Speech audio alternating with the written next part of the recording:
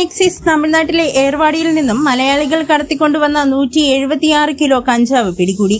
പാറശാല ഊരമ്പ് സ്വദേശിയായ ബ്രൂസ്ലി എന്നയാളും കൂട്ടാളികളും ചേർന്ന് 2 ആഡംബര കാറുകളിലായി ആന്ധ്രയിൽ നിന്നും തിരുവനന്തപുരത്തേക്ക് കഞ്ചാവ് കടത്തിക്കൊണ്ടുവരുന്നതായി സ്റ്റേറ്റ് എക്സൈസ് എൻഫോഴ്സ്മെന്റ് സ്ക്വാഡിന്റെ ചുമതലയിലുള്ള excise circle inspector G Krishnakumar ശേഖരിച്ച രഹസ്യവിവരത്തിന്റെ അടിസ്ഥാനത്തിലാണ് തമിഴ്നാട്ടിൽ നിന്നും ഇത്രയും കഞ്ചാവ് പിടിച്ചത്.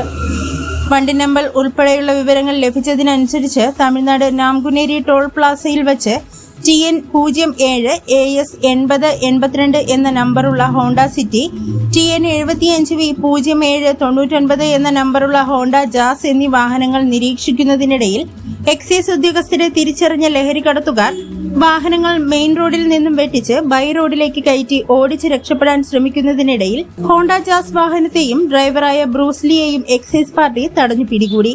ശേഷം ഹോണ്ട സിറ്റി വാഹനത്തെ അന്വേഷിച്ചതിൽ ഏർവാടി കോവിൽവാസൽ എന്ന സ്ഥലത്ത് ആ വാഹനം ഉപേക്ഷിച്ച് വാഹനത്തിലുണ്ടായിരുന്ന 2 പേർ ഓടി രക്ഷപ്പെട്ടിട്ടുള്ളതായി കണ്ടെത്തി.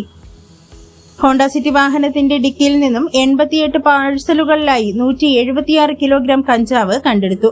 തുടർന്ന് നാംകുനേരി പോലീസ് സ്റ്റേഷനിൽ വിവരമറിയിച്ച് നാംകുനേരി SHO സംഭവ സ്ഥലത്ത് എത്തിച്ചേർന്ന് തുടർ നടപടികൾ സ്വീകരിച്ചു. നാംകുനേരി ASP പ്രസന്നകുമാർ IPS സംഭവസ്ഥലം സന്ദർശിച്ച് വേണ്ട നിർദ്ദേശങ്ങൾ നൽകി.